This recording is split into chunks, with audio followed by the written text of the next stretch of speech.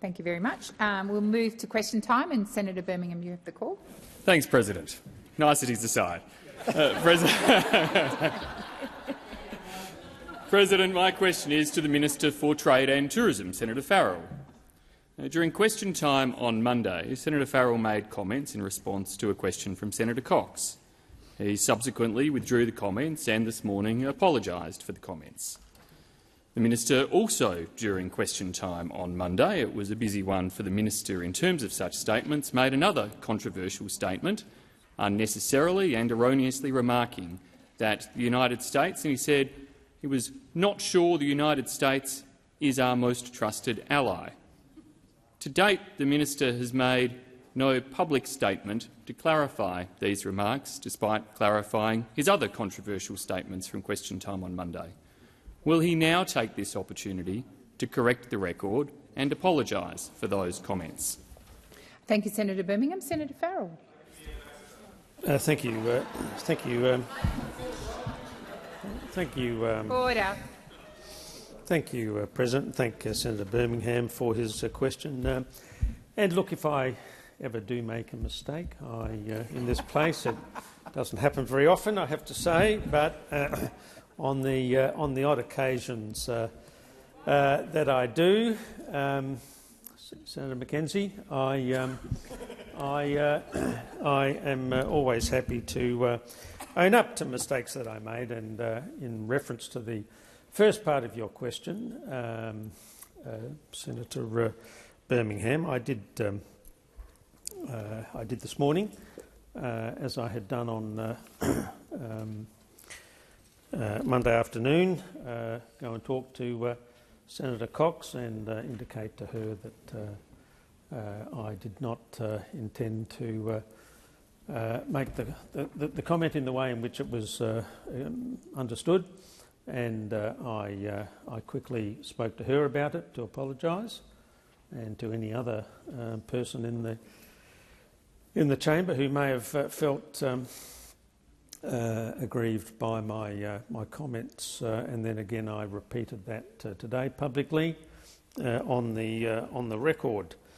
In terms of the other comments I made on Monday, I am a little bit puzzled by the I would almost call it the obsession by Senator Birmingham about the issues of the closeness of our allies. In this troubling time, when we see sort of wars right around the world, we need very many close allies. Of course, the United States are amongst our closest. Thank you, Senator Farrell. The time for answering has expired. Senator Birmingham, first supplementary.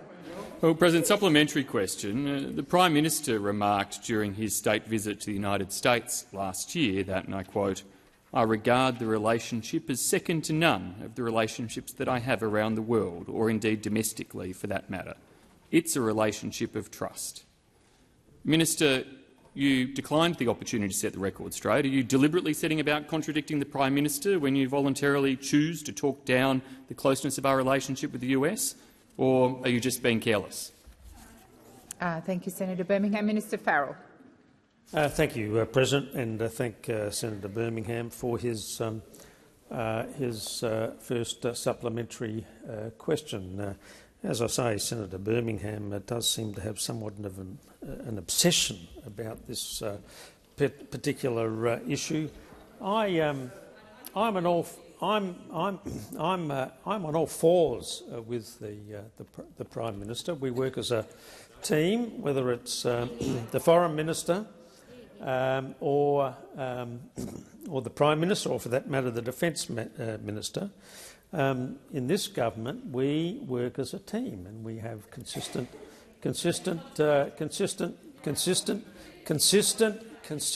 policies, whether they are towards the United States or to New Zealand, or for that matter, to China. And we're going to continue to do that. What we as a government have done over the last almost 2 years now is Thank you, Minister. The time for answering has expired. Senator Birmingham, second supplementary. Thanks, President. President, under the Five Eyes Agreement, Australia and the US share the most sensitive of intelligence secrets with one another. The success of the AUKUS partnership hinges on the United States trusting Australia with their most sensitive defence secrets. Why is the minister unwilling to stand in this chamber and state the United States is Australia's most trusted ally? Thank you, Senator Birmingham. Senator Farrell. Thank you, President. Again, I sort of repeat that the senator seems somewhat obsessed about this issue. We need, in these troubling times, we need a whole lot of close allies, and of course, United States is there. Which government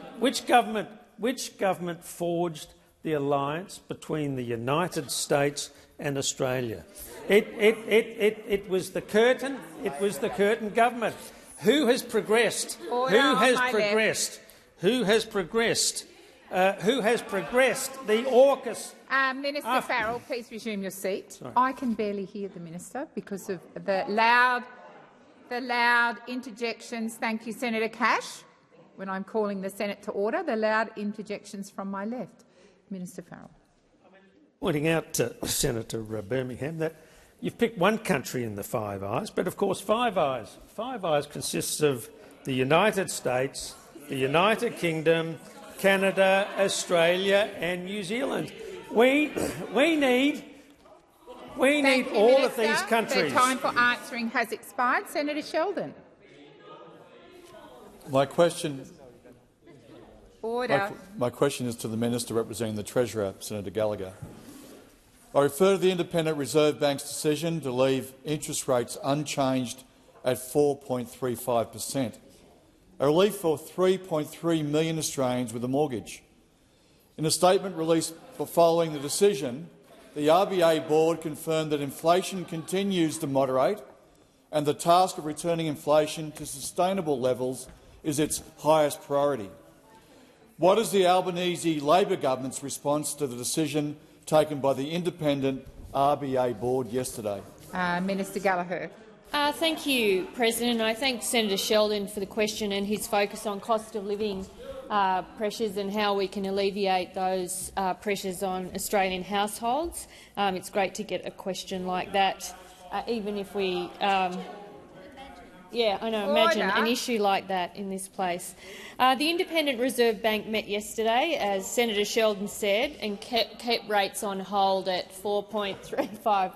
I can't hear you, Senator McKim, other than a loud kind of rabble in the corner. Interest rates have been on hold now for 4 months, so this is welcome news. It is welcome news, particularly for mortgagees who've been feeling the brunt of those interest rate increases over the last 18 months or so, that of course started under the former government when inflation in a quarterly sense was at its highest.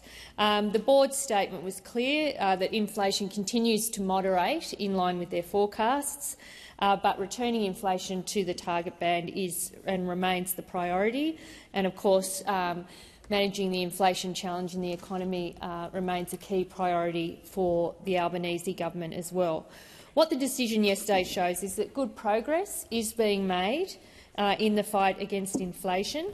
It has come off significantly since its peak in 2022 and I think demonstrates that the work we're doing on the fiscal side is supporting the work that the bank has been doing in trying to better balance demand and supply across the economy. When you look at what we've been able to do across the budget, the first surplus in 15 years, very important in terms of managing inflation. We've turned a $78 billion deficit into a $22 billion surplus, and at the same time we've been able to do that, we've been able to make important investments to alleviate or support, reduce some of the pressure people have been feeling on their household budgets, whether it be energy bill relief. Thank you, Minister. The time for answering has expired. Senator Sheldon, first supplementary. Thank you, President. The RBA's decision to leave interest rates on hold this month will help Australian households dealing with cost of living pressures. The minister has said previously that the Albanese Labor government is working hand in hand with the Independent Reserve Bank. How is the government's economic and budget strategy tackling inflation, and how is the government's approach delivering relief for Australians? Thank you, Senator Sheldon. Minister Gallagher. Thank you, President, and I thank Senator Sheldon for the question. I'm sure Senator McKim will get his opportunity later. We are delivering the approach the government has taken is to make sure that we are not increasing pressure on inflation, but we're reducing the pressure on inflation across the economy, but that we are able to provide households and Australians with that cost of living relief. And we've seen from the ABS data where our policies have directly reduced CPI, whether it be in our rent assistance or our energy bill relief, and that is important in helping this fight against inflation.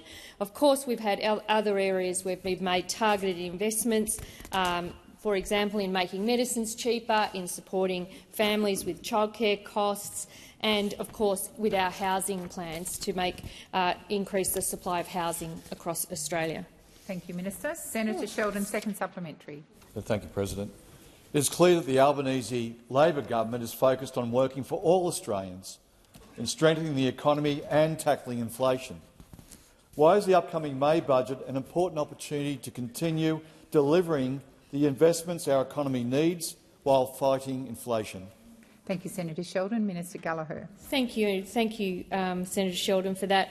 Well, like our first two budgets, the May budget will be responsible, it will be affordable and it will be suited to the economic circumstances of the time.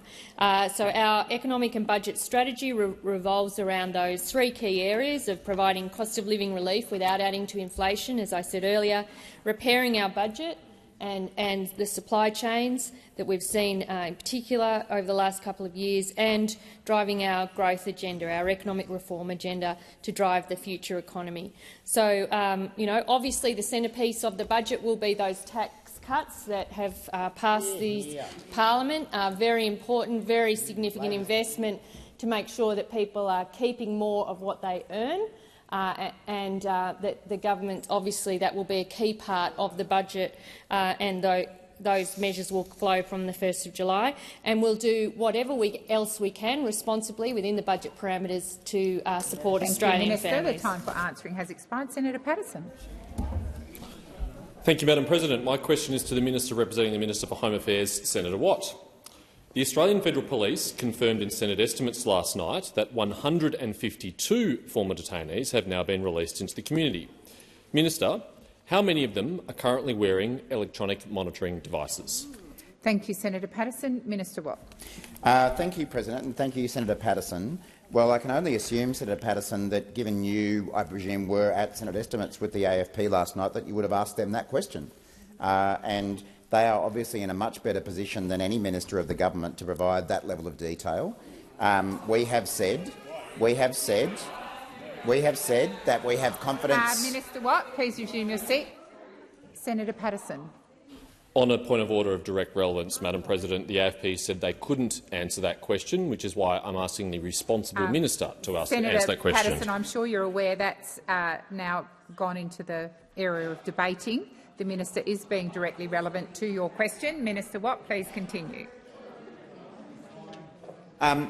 So we have consistently said that we have complete confidence in the Community Protection Board that was established by this government, comprised of former and serving police and other national security officials, to provide advice to government on how this particular cohort should be treated, to whom there should be bracelets attached and other conditions attached. And, of course, it's also worth remembering that the reason this situation has arisen is because of a High Court decision that overturned many years of precedent. Minister Watt, please resume your seat. Senator Patterson. Thank you, Madam President. On direct relevance, it was a tightly worded question. There was no preamble. It is seeking a factual piece of information. Could you please draw the minister's attention back to the question? I believe the minister is being relevant. I will remind him he should address the question and not what others may have done in government, but he is being relevant to the question. Minister Watt. Thank you, President. I'm almost certain that the Minister for Immigration and the Minister for Home Affairs have also made public the government's intention to ensure that the Community Protection Board, via the Department of Home Affairs, will soon be issuing a community protection update containing the sorts of details that Senator Patterson is seeking. This government does support transparency and supports those figures being provided on a regular basis through an orderly process through the Community Protection Board that we have established. We've also made clear that at all times we'll be guided by the protection of Australian people and adherence to the law. We've seen that laughable situation where various Liberal and National Party members and senators have demanded that this government ignore the law and disobey rulings of the High Court. This government has no intention of doing so. We will adhere to the law and we will keep the Australian people updated through that community protection update. Thank you, Minister. Senator Patterson, first supplementary. Thank you, President. The Australian reported this morning that a convicted rapist released into the community following the NZYQ case has had his ankle bracelet removed after his lawyers challenged the legal basis of the restrictions imposed on him. How many other rapists are loose in the community without electronic monitoring? Minister Watt. Again, the decisions that the government has made on all of these matters have been informed by the advice of the Community Protection Board. The Community Protection Board comprises former and serving police and other security officials who this government has complete faith in. If Senator Patterson or any of the other interjecting senators want to criticise this government for the way that we've handled this, what they are actually doing is criticising people like former police commissioners who we are relying on for advice about all of these matters. If you want to have if we want to have trumped-up senators who want to spend their time scaring the Australian community, if we want to rely on their advice rather than former police commissioners and people who actually take into account community safety issues each and every day, well, that's a matter for the opposition. But the government is prepared and willing to rely on that advice from high-quality personnel. Thank you, Minister. Senator Patterson, second supplementary. Thank you, President. The Minister for Immigration has repeatedly promised that the released detainees are being continuously monitored in the community. Given the government has allowed at least 36 former detainees and at least one rapist free in the community without electronic monitoring, how can that possibly be the case? Thank you, Senator Patterson. Minister Watt. Well, I know it's in the opposition's interest to whip up fear amongst the Australian community, because by whipping up fear, Minister Watt, please resume your seat. Order. Order. Order. Minister, please continue. President, as I say, I know it's in the political interests of the opposition to whip up fear amongst the Australian community, because that distracts then attention from the fact that the opposition has absolutely no plan whatsoever for dealing with the cost of living pressures that Australians are in. It distracts attention from the fact that the now opposition of the leader and former Home Affairs Minister presided over— your seat. I will sit the minister down for as long as the interjections continue. You are disorderly. There are other opportunities during the sitting of the Senate for you to make whatever contributions you like, but right now you are to listen in respectful silence. Minister Watt. Thanks, President. So that does distract attention from the fact that the Leader of the Opposition, as the Home Affairs Minister, presided over a corrupt immigration system that has been described as such in a number of reports now, a completely broken system. The point about where these people are and the level of monitoring, I direct the opposition to the comments from the AFP Acting Deputy Commissioner Nichols, who said in Senate estimates, "I don't think there's any difficulty in knowing where they are." So again, we have the opposition criticising AFP personnel for political gain. The time for answering has expired. Senator Waters. Thanks, President, and I take the opportunity to add my congratulations to Senator Wong for her nuptials on the weekend. My question is to Minister Gallagher, representing the Health Minister. 2 weeks ago, the government released the Gender Equality Strategy, which said that the government will consider reforms to make access to sexual and reproductive health care easier. Well, we know what reforms are needed because in May of last year, the Senate tabled the report for Universal Access to Reproductive Health Care Inquiry, which had 36 recommendations. The government response to these recommendations is now 7 months overdue. What is the explanation for the government's inaction on women's health? Thank you, Senator Waters. Minister Gallagher. Thank you, and I thank Senator Waters for the question. And I don't accept the proposition that's been put at the end of that question. The government has been doing an enormous amount of work through Minister Carney in the area of women's health, whether it be working through the Women's Health Advisory Council that she established, or delivering the endometriosis and pelvic pain clinics that she's been leading, 22 clinics already open, investing in research in women's health. There is the Senate committee report, as you say, which had a number of recommendations, and the government is considering that and finalising its response.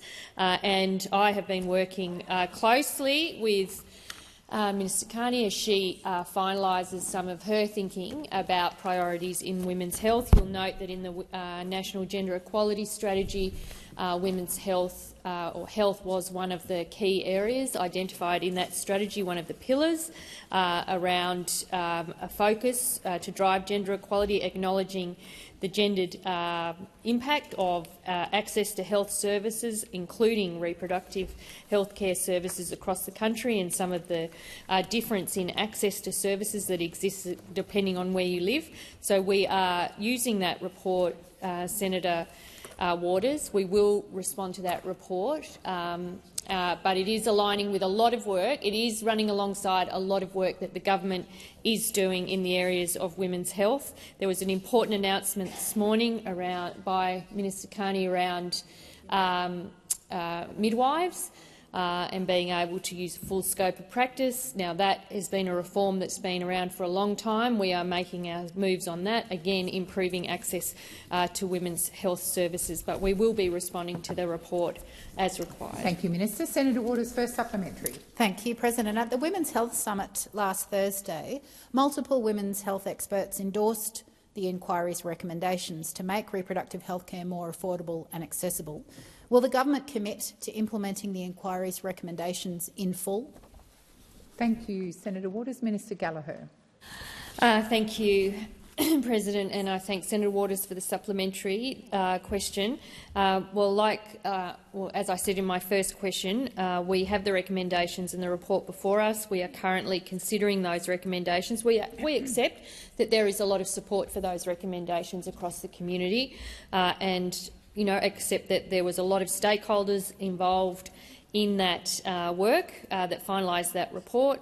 But we are, we will respond to it. We take this area, we take women's health very seriously. We have a minister essentially dedicated to the work in that space. Every day she is out there either meeting with women's health organisations or announcing a new service that we are implementing, whether it be those pelvic pain clinics, whether it be working with states and territories, whether it be the announcement that the minister made this morning, and we will respond to that report. Thank you, Minister. Senator Waters, second supplementary. Thanks very much, President. When will the government stop making women wait and finally implement the inquiry's recommendations to make reproductive health care more affordable and accessible? Minister Gallagher. Well, we're not making women wait. The work that the government is doing is about improving access to health services for all women, whether it be the tripling of the bulk billing rate, for example. We know that women will be significant beneficiaries of that, if not for themselves, for their children, as well as the majority primary health care or carer for children. So all of those decisions we are taking in the budget have gender analysis that underpins them. We understand the impact that a number of them have on women, but the work, honestly, I cannot commend the work of Minister Carney more. She is an extraordinary minister. She has done more for women's health in 18 months than we saw under the previous decade, by far, and she has more to do. But opening those pain clinics, the research she's doing, the announcement she made today, the stakeholders she's engaging with, and there will be further announcements as she completes some of that work before her. Thank you, Minister. Senator Grogan. Thank you, President. My question is to the Minister representing the Minister for Climate Change and Energy, Senator Wong. Can the Minister please inform the Senate how the Albanese Labor government's energy plan is stabilising energy prices after a global crisis? Minister Wong. Thank you, President. I thank Senator Grogan for her question, and it's great to have a question on this side, another question on this side on the cost of living. I've been away for a period of time and I've come back and we're still back where we were with the government, the Labor government, focused on cost of living and the issues that people are confronted by, trying to make sure we do all we can to ease the cost of living, and those opposite, again, trying to whip up fear and division. So some things don't change. But look, there was some good news for electricity customers yesterday. The draft default market offer, which is the maximum price customers can be charged under standard contracts, is stabilising and trending downwards. And this comes after the biggest global energy crisis in 50 years. And the default market offer, the draft offer, shows price reductions in most states and territories, up to 10% reduction for some small business. They don't like it, do they? They don't like the good news. And more than 7% reduction for some households. Now, this is encouraging news, but we know how tough people have been doing it. We know families and business have still been doing it tough, which is why we on this side urgently capped skyrocketing coal and gas prices during the crisis. It's why we on this side ensured there was $3 billion in direct bill relief provided for households and small businesses. By contrast, what happened? They voted against it. So not only do they not ask questions about cost of living, but they voted against Labor's plan to help Australians with increasing energy prices, which were increasing in great part, not only for global reasons, but because those opposite did not have a plan for over 10 years. Those opposite, Mr Dutton has given up on cheaper electricity for Australians. They have no plan. And they vote against plans by this government to reduce the electricity. Senator Grogan, first supplementary. Thank you. It's good to hear those prices coming down. Noting the recent data suggests Australia's emissions are down, and thanks to the increase in renewables, how is the Albanese Labor government supporting Australia's transition, and what impact is this going to have on power prices? Thank you, Senator Grogan. Minister Wong. Thank you. Well, recent data from the greenhouse gas inventory showed emissions in the last quarter of last year were lower than in the same period in the year prior. In fact, they're 25% below June 2005 levels, the base year for our targets under the Paris Agreement. Australia's renewable surge helped to deliver a 71% decrease in wholesale electricity prices over this period, while also driving down emissions. There's been record investment in batteries and large-scale storage, $4.9 billion in new financial commitments, and more rooftop solar systems installed across the country. Now, we have more work to do to get more renewables into the system, but the evidence is clear. No matter how much Senator Canavan rails against it, the best way to deliver clean, cheap, reliable, resilient energy is to ensure there is more renewable energy in the system. Meanwhile, they're off over there on their nuclear fantasy. Thank you, Minister Wong. Nuclear fantasy. Thank you, Minister Wong. Senator Grogan, second supplementary. Can the minister please explain to the Senate how the Albanese Labor government has been acting based on what experts have been saying about the importance of renewable energy? And to your earlier point, can you also step out for us why nuclear power isn't a sound option for this country? Thank you, Senator Grogan. Minister Wong. The Albanese government's plan is supported by the independent advice of the CSIRO and the Australian Energy Market Operator, and they confirm that the lowest cost plan for a reliable energy grid is world-leading renewables like solar and wind, firmed with batteries, pumped hydro, flexible gas and transmission. That's the way towards reliability and more affordable electricity prices. Correct. Meanwhile, what we have on the other side is Mr Dutton's nuclear fairy tale. We know, and experts have clearly said, that the plan that those opposite are touting will increase bills, will cost taxpayers billions, will risk the reliability of the grid and it won't be delivered on time. What a great plan from the people who gave us 22 failed plans in government. They've got another failed plan to come up with. It's a guaranteed energy reliability crisis. That's what they're promoting. That's what they are, the party of higher prices and less reliability. Has expired. Senator Hanson. Thank you very much. My question is to the Minister representing the Minister for Indigenous Australians, Senator Gallagher.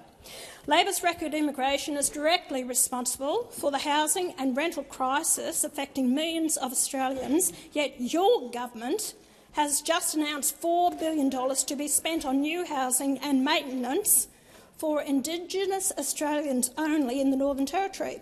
How does the government justify spending $4 billion on less than 0.3% of the population, approximately 76,000, when you only allocated $10 billion for the rest of Australia with your useless Housing Future Fund that is more about attention politics than real meaningful outcomes? Thank you, Senator Hanson. Minister Gallagher. Thank you. Well, it's incorrect to say that there's only $10 billion in housing measures across Australia. We have a package of about 17 different policies, which I'm happy to go through, but they add up to over $20 billion worth of investment into housing. We have inherited a housing crisis coming into government. There was no focus on increasing supply under the former government. There was no interest from the Commonwealth Government in social and affordable housing. And yes, we have also recognised that at the same time that we make all of those additional investments through programs like the National Housing Accord, like the Social Housing Accelerator, by the New Homes Bonus, by the Housing Support Program, by the work we're doing with the states and territories on a national homelessness and housing agreement, whether it be through the investments in Housing Australia, whether it be through the increase in Commonwealth rent assistance, which we have provided, whether it's through the Help to Buy scheme, the Home Guarantee scheme, the extra money we've provided for homelessness funding. All of that is happening at the same time that we are making some additional investments in Northern Territory housing, recognising the particular circumstances that exist there, including poor housing quality, significant overcrowding that's happening in many communities, and the fact that housing and providing suitable housing and appropriate housing delivers additional benefits. For example, people are able, once they have housing, able to go and get work, support their families, and it is an important investment, and we're very pleased to be making that investment, finding room in the budget for that investment at the same time that we, without the support of those opposite in this chamber, doing what we can across the board in housing more generally. Minister. Senator Hanson, first supplementary. History tells us maintenance is often required within 3 months on these homes in remote communities being built, raising questions about the suitability of this housing. These houses are not looked after and are sometimes destroyed at ongoing cost to taxpayers in the millions. Will the minister please explain how the government justifies building 270 houses in remote areas at the cost of $400 million a year, or about $1.5 million per house, when your useless Housing Future Fund only allocates $83,000 per house? Thank you, Senator Hanson. The time for asking a question has expired. Minister. Thank you, President. Well, I don't accept that the Housing Australia Future Fund is useless. In fact, it is supporting a number of programs now, in conjunction with all of those other programs that I've just outlined, to increase the supply of social and affordable housing more generally, and through other programs improve people's ability to get into the housing market to purchase their own home. So I don't accept that at all. In terms of the commitment into the Northern Territory has the highest level of overcrowding in the country. The investment that we've announced is a 10-year commitment, and it includes not only the construction of those houses to be built every year, 270, but also to fund repairs and maintenance over time. And I know that from the work that the Minister for Indigenous Australians is doing with the Minister for Housing and led by the Prime Minister in working with the Northern Territory Government, appropriate building materials and modern and good housing is fundamental to the success of this program. Thank you, Minister. Senator Hanson, second supplementary. Will the Minister also please explain how the government is helping to close the gaps by building homes in remote areas away from jobs, education and health facilities, and admit that you are not closing the gaps but costing the taxpayers billions of dollars to keep Aboriginal Australians on welfare dependency with no hope for their future? Thank you, Senator Hanson. Minister Gallagher. Well, I don't accept that at all, Senator Hanson. I just do not accept that and the proposition you put. And I thought everyone in this chamber accepted that closing the gap and the work that goes around that is being done about closing the gap is a shared commitment across this parliament. And we are not making the gains that we would have hoped, and that's why our focus is on jobs. Through the work that Minister Burney is leading, and our focus is on housing, and it is on health, and it is to make sure that where First Nations Australians live, particularly in those remote communities, that they have adequate and appropriate housing. And as I said, all of the evidence shows when there is adequate and appropriate housing, it delivers other social benefits as well, whether it be access to education, whether it be access to employment, whether it be around supporting family members who require care. All of those, housing is fundamental to that. Has expired. Senator McDonald. My question is to the Minister representing the Minister for Resources, Senator Farrell. Today's gas statement of opportunities release confirms that the government has not averted the looming supply shortfalls for 2026 and that Gippsland Basin gas wells are rapidly decreasing. Has the government released any new offshore exploration permits since Minister King's press release on the 24th of August 2022? Thank you, Senator McDonald. Minister Farrell. Thank you, thank you, President, and thank Senator McDonald for her question. The issue, or the fundamental issue that you raise, of course, is the reliability of gas supplies, particularly as they relate to the east coast of Australia. And of course, what happened was, when we came to government almost 2 years ago, we discovered that the inaction of the former government over those previous 10 years had left Australia vulnerable to a shortage of available gas. And of course, what we immediately started to do, and particularly under Minister Madeleine King, was to set about to ensure that we had a continued reliable supply of gas. Thank you, Minister. Senator McDonald.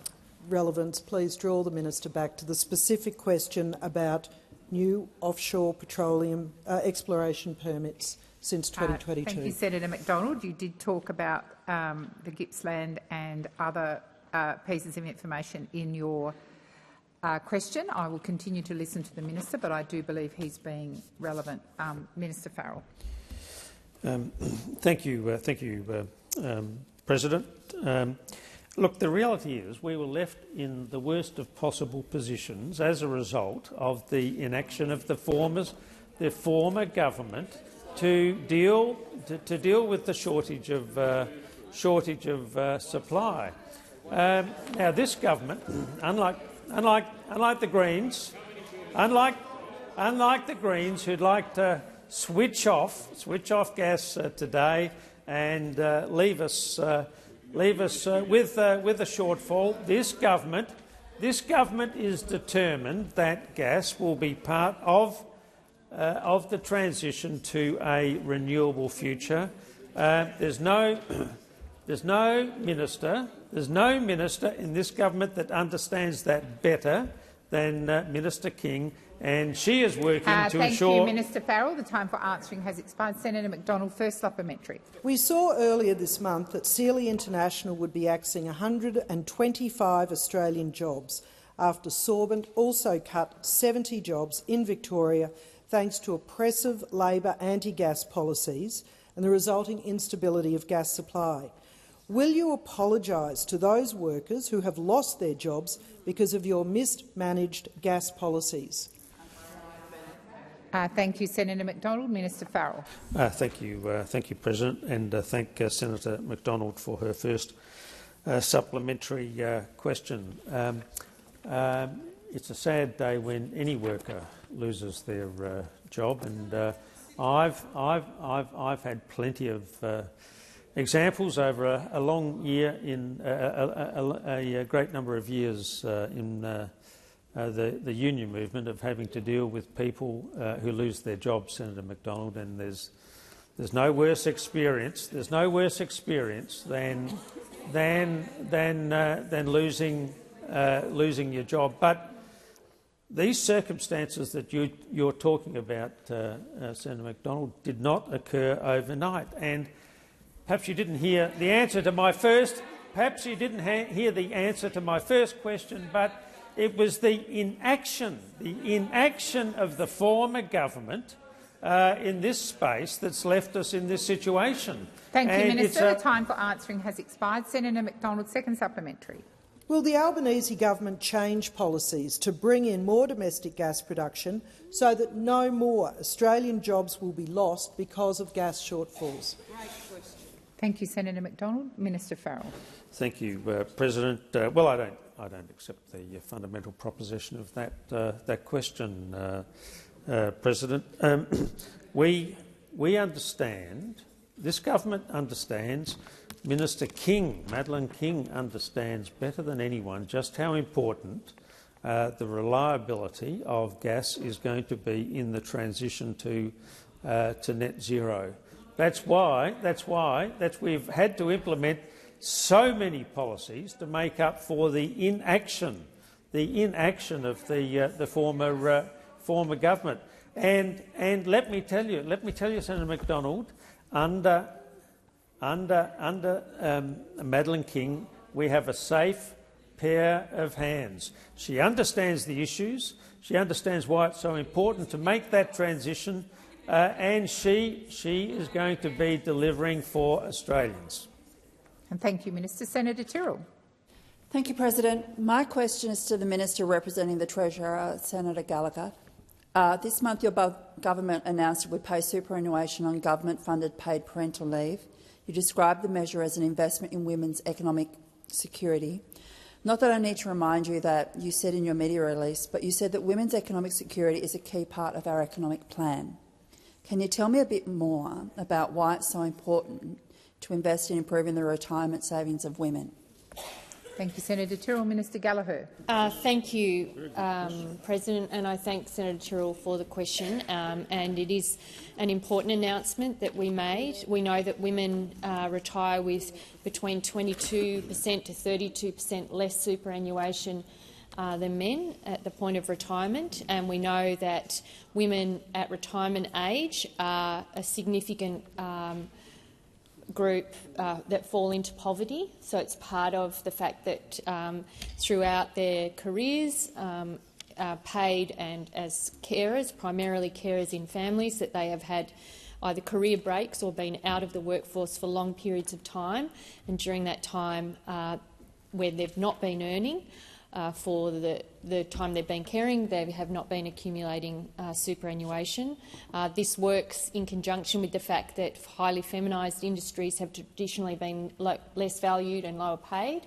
So some of the work we're doing in aged care and some of the care sectors, including early childhood education and care, goes to that point as part of our economic plan. So the point I was making in the media release was this is one part of our response to driving gender equality and better economic equality for women. I think over time it's become an issue not only of less money in retirement age, it's also become a point of tension about people feeling that the caring role that women play primarily is not valued across the economy. And so that decision, I think, addressed both of those points. And we know it's not a silver bullet, of course, for someone retiring tomorrow that it's going to address that, but it will make inroads into the superannuation gender pay gap there. But at the same time we're doing that, we have to do a whole range of other work in other areas to make sure that we're getting women having that fair crack at super as well. Senator Tyrrell, first supplementary. Thank you, President. As part of the announcement, the Treasurer said that paying super on government payments would mean a more dignified and secure retirement for more Australian women. Given that 90% of recipients of carer payments have no earnings and 70% are women, would you consider paying superannuation on carer payments to also be an investment in women's economic security, which would also mean a more dignified and secure retirement for more Australian women, or is it different for carers? Thank you, Senator Tyrrell. Minister Gallagher. Thank you. I think I've been on the record saying there's no shortage of ideas that the government would like to fund if we had room to do that, and I acknowledge that once we've addressed this anomaly, which is the only workplace entitlement that hasn't have superannuation paid on it, that obviously there will be pressure and interest and advocacy around extending arrangements as we're getting in PPL more generally. We've just yesterday extended it to 6 months, and I think the first question I got on that at a press conference was, when is it going to be 12 months? So I accept that when you make inroads into these things, that then comes what's next. The government will be looking at all of these matters. We're working with the Economic Inclusion Advisory Committee. They will have provided their advice to government about what's the next best opportunity we can to support and drive women's economic equality. Thank you, Minister. Senator Tyrrell, second supplementary. Thank you, President. Paying super on carer payments to a 30-year-old woman would reduce her pension payments by nearly $3 in real terms for every dollar in super paid. She'll retire with greater economic security and should save you money in the process. Genuinely, can you explain to me what the downsides of this proposal are? This helps the budget, this helps carers, and it means nobody's going to ever have to retire into poverty for the crime of caring for their dying parent in her last year of life. Thank you, Senator Tyrrell. Minister Minister Gallagher. Thank you. Well, one of the recommendations of the Women's Economic Equality Task Force was to look at the interactions between payments, the tax system and other policy measures the government provides in supporting women across their working life, and that includes, I shouldn't say working in the paid sense and or working in the unpaid sense. And so that, that is work that we are looking at, because we are interested in how all the intersections work together. And there can be a disincentive for certain activity based on what it means for other payments. So carers payments one of those, but other income support payments as well. We've got a long way to go to address some of the gaps that exist. We can't do it all overnight or in one budget or in one decision, but we are absolutely committed to driving this forward and to making sure that women get a better opportunity across the economy. Thank you, Minister. Senator Bilyk. Thank you. My question is to the Special Minister of State, Senator Farrell. I refer to Russia's illegal invasion of Ukraine and the impact the war is having on the country, its sovereignty, its people and, of course, its democracy, especially after we've just witnessed a shocking so-called election in Russia. Can the Minister tell the Senate how the Albanese Labor government is supporting Ukraine to protect its democracy in the face of Russia's illegal invasion?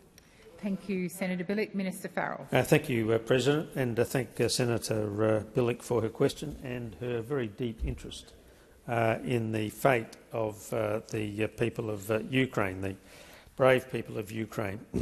For more than 2 years since Russia's illegal and immoral invasion, Australia continues to strongly support Ukraine's sovereignty and territorial integrity. We stand in solidarity with the Ukrainian community, and recently, along with Senator Birmingham, I was proud to stand shoulder to shoulder with members of the South Australian Ukraine community on the steps of the state parliament.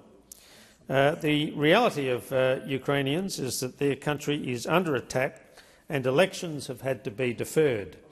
But its Central Election Commission is preparing for the delivery of the first elections after this conflict have ended.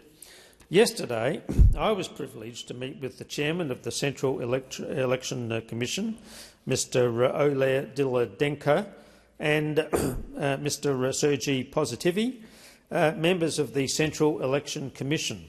The Commission has a complex and challenging job in delivering the first election after the war with Russia has ended. And the Albanese Labor government is committed to supporting Ukraine in this, a goal that I'm confident all members of the Albanese government are completely behind. Sadly, given the comments of some Liberal senators in this place about the Ukraine's fight against Russia, it is clear the same unanimous support does not exist in other parties. However, President, I'm proud to have pledged my support for Ukraine in ensuring that they can again hold fair and safe elections in an effort to restore effective democracy to the Ukraine and its people. Thank you, Minister. Senator Bilyk, first supplementary.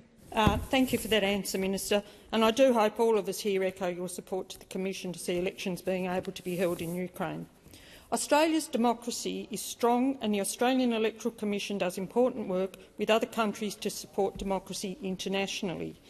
Can the Minister also share with the Chamber how the Albanese Labor government supports democratic processes internationally? Thank you, Senator Bilyk. Minister Farrell. Thank you, President. And again, thanks Senator Bilyk for her important question. The challenges to Ukraine are apparent, and yesterday's visit was motivated by a high regard of the Australian Electoral Commission and the many staff that run our democracy. The AEC is internationally known for its support of emerging democracies and its close collaboration with partner electorate agencies. This reputation enables the Australian government to include electoral support as a key element of development assistance, including to countries like Fiji, Papua New Guinea and the Republic of the Marshall Islands. The Albanese Labor government believes that Australia has an important role in supporting the development of free and fair democracies, and I'm proud that the AEC plays such a key role in this regard. Thank you, Minister. Senator Bilyk, second supplementary. Thank you, President. And I thank the Minister for that answer as well. Australians are rightly proud of their electoral system and the strength of our democracy. Can the Minister update the Senate on what the Albanese Labor government is doing to make our system even stronger? Minister. Thank you, President, and thank Senator Bilyk for her second supplementary question. The Australian electoral system is the envy of the world, but it can and should be strengthened. The Albanese Labor government has been clear that we will legislate reforms in response to the recommendations of the recent Joint Standing Committee on Electoral Matters inquiry. I'm consulting across the Parliament and continue to invite any parliamentarian with an interest in strengthening our democracy to consult with the government on our proposed reforms. Unlike some in this Parliament, we intend to progress reforms to strengthen our democracy rather than simply grandstand. It is clear that we must stop billionaires attempting to buy our elections, and I look forward to support across the Parliament to achieve this aim. Thank you, Minister. Senator Little. Thank you. My question is to the Minister for Trade and Tourism, Senator Farrell. Official documents obtained under Freedom of Information requests show that the South Australian State Minister for Trade and Investments Office approached your office to secure a meeting with local business Citadel Secure, and that a meeting was agreed to by your Chief of Staff. Minister, have you or anyone from your office had meetings with Citadel Secure and or any of its clients, and if yes, who attended these meetings and when did they occur? Thank you, Senator Little. Minister Farrell. Well, Senator Liddell, I'm very disappointed that you've asked this question days out from an important by-election in South Australia, where the people of Dunstan are going to have to choose a replacement for the former Premier. This is grubby. This is really. Well, the answer is no. The answer is no. The answer is no. But this is really grubby politics. This is really grubby politics. And can I say this, Senator Liddell? This is below you. This is below you. Senator Little, first supplementary. Thank you. Minister, has your office or department been provided with any documents pitching for government funding associated with meeting requests, and has any disclosure of lobbying activities on behalf of Citadel Secure been required? Can I ask the question? Minister, I haven't called you. Thank you, Senator Little. Minister Farrell. Thank you, President. No, this gets grubbier. This gets grubbier and grubbier. The absolute answer to this is no. This is not the way I behave in this job. I've tried to lift the standards in this place, and the standards I expect from everybody else I apply to myself. And these questions are below you, Senator. Don't get involved in that's my advice. Don't get involved in this grubby activity that's going on in the State Parliament of South Australia. Senator Little, second supplementary. My question was not about to seek your advice, but can you advise the Senate what role Ms Cressida O'Hanlon, then Labor Party staffer, now Labor Party candidate and Associate Director of Citadel Secure, played in seeking or securing access to your office? Have you or anyone in your office had any engagement with Ms O'Hanlon regarding Citadel Secure? And was it no to all of those questions? Thank you, Senator Little. Minister Wong. I'd ask you to take advice from the clerk whether or not a question about a candidate in a state by-election is actually relevant to the minister's portfolio. It really does bell the cat that the opposition is now days out from a state by-election seeking to ask a direct personal question about an individual, who you were happy to name and you were happy to go in this place. I'd ask you to get advice of the clerk. Senator Birmingham. President, on the point of order, the questions were— Just a moment, Senator Birmingham. Order on my left. Senator Birmingham. The questions were directed to Senator Farrell in his capacity as Minister for Trade and Tourism. It was relying upon Freedom of Information documents which indicate that a meeting between this company had been agreed to by his Chief of Staff. It is entirely within order for senators to ask ministers questions about meetings they undertake and engagements they may or may not have with individuals seeking or advocating for those meetings or for funding. Thank you, Senator Birmingham. I will seek the advice of the clerk.